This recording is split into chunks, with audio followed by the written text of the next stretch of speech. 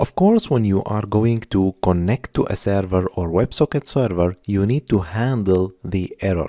Like you want to log the error if there is some mistake or problem happened on the client side. So for that, you can add another events like on.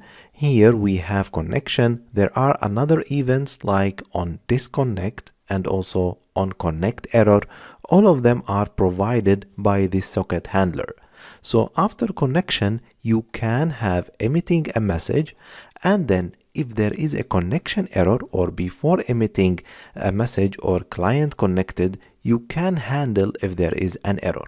First of all, you can use some parameter which is come from the callback, which is called socket. Of course, you can use the socket handler again to emit the message or have a connection or feel the event of like disconnection or error.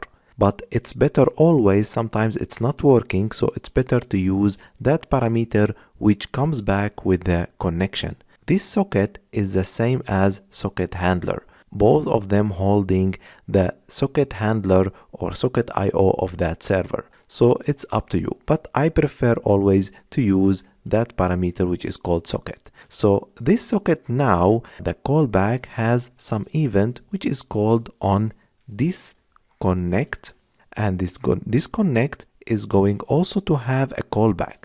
So I will have a callback here, and then this callback will hold for me the information which contain the disconnect, like when the client is disconnecting. So for example, you can clear a log, or you can have like some registration of timing of connection of clients, etc. So we are going to have only a small like console log which will have, or which will be called client, we can say disconnected. So on disconnection of the client, we are going to have in the console client disconnected.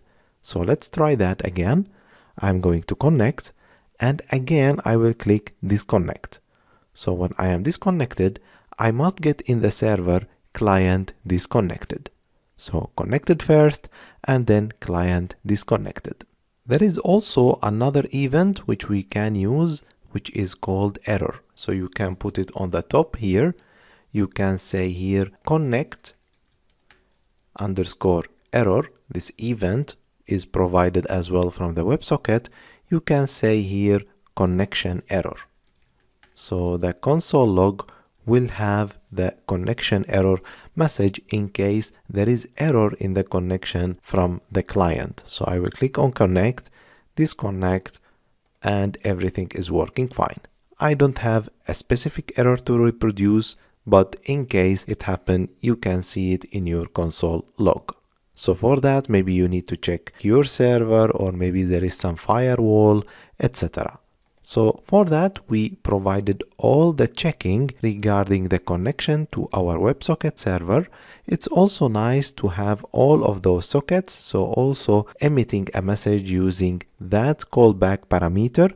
We are going to use the handler in another places to emit also messages to the client when we are updating the API, when we are sending messages to the client when it's needed.